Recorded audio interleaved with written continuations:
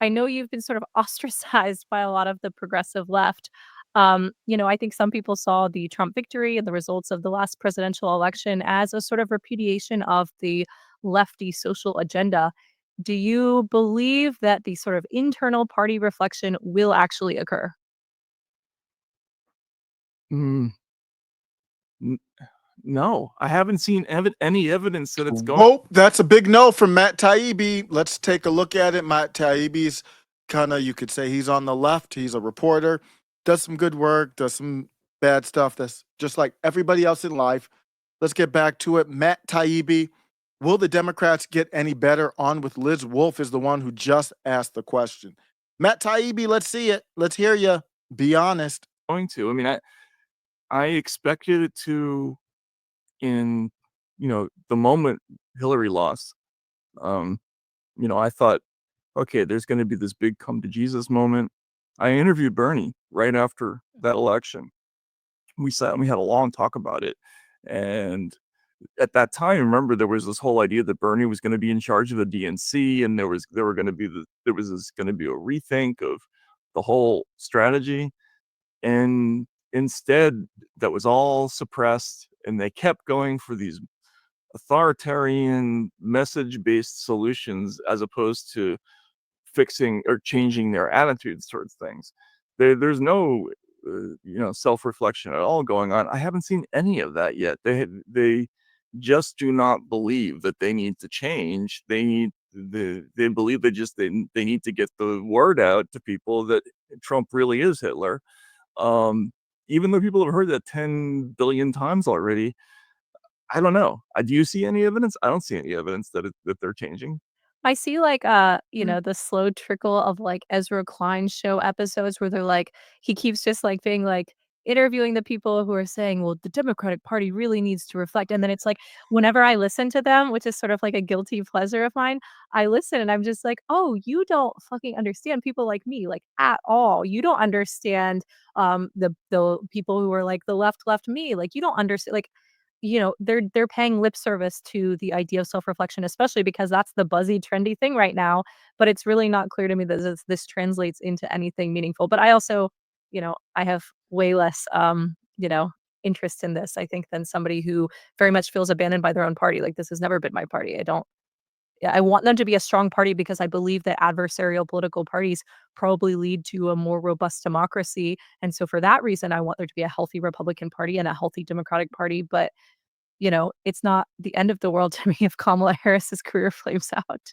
Or if they run her for governor of California. I mean, Yeah. like I can't believe that that's actually being considered. But anyway, sorry.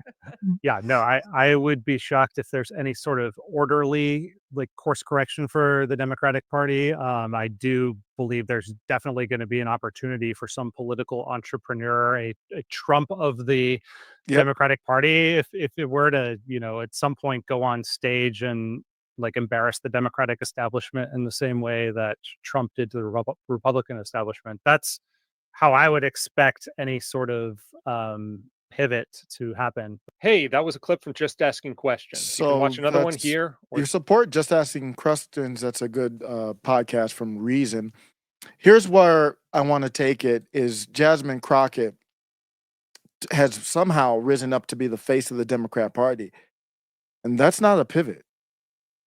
I don't know what's going on. The approval is now at an all-time low. Democrat Party approval is now at an all-time low because of people like Jasmine Crockett. She basically is the character of a typical woman of her skin tone. And that's not how she really is normally. She's playing a role. She's acting. It's unbelievable.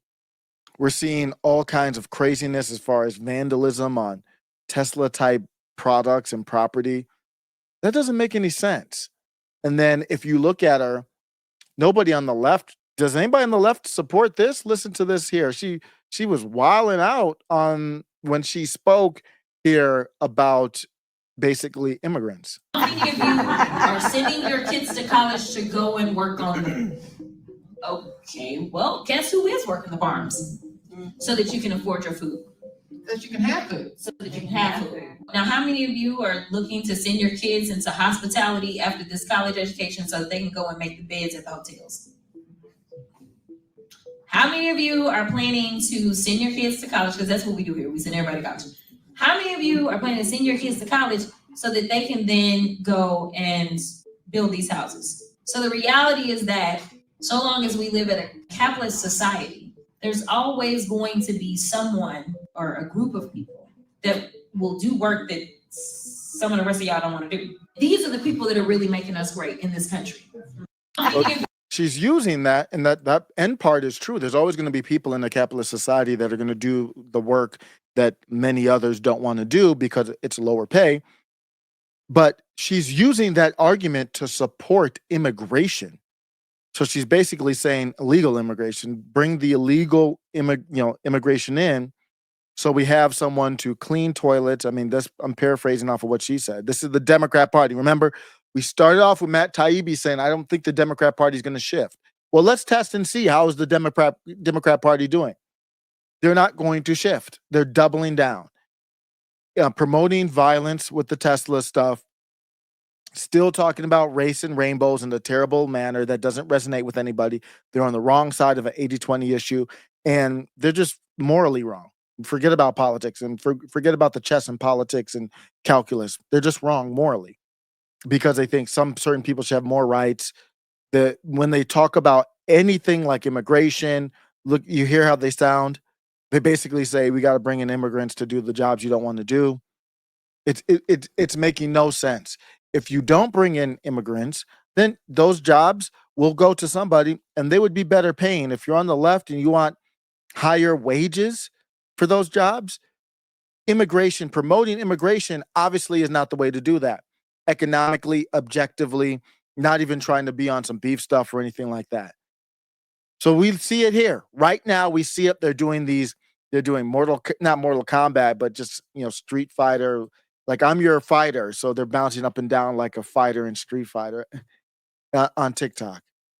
And we're supposed to think that this is a serious party to engage with. So when you call somebody a Yahtzee, you think somebody's going to listen to that? You just got rebuked in 2024. Kamala didn't flip any counties. Not one county went from red to blue. She lost the popular vote, obviously lost the Electoral College vote, and the mandate was set. Then now you have Trump. We need you to do better, Democrats. And then Bernie Sanders, there was a video of Bernie Sanders. A person ran up on Bernie Sanders and asked him about Mahmoud Khalil. That is the person who Trump went after, who I do not support that Trump deporting that person, Mahmoud, at all. My point is bringing up Bernie Sanders, who's supposed to be the populist leader, who's supposed to be in touch with these issues. He's a tiny head himself. He brushed aside the reporter and kept on going like they were an ant on his shoulder. The populist leader didn't even comment on an issue that should be a layup, a slam dunk for somebody on his side.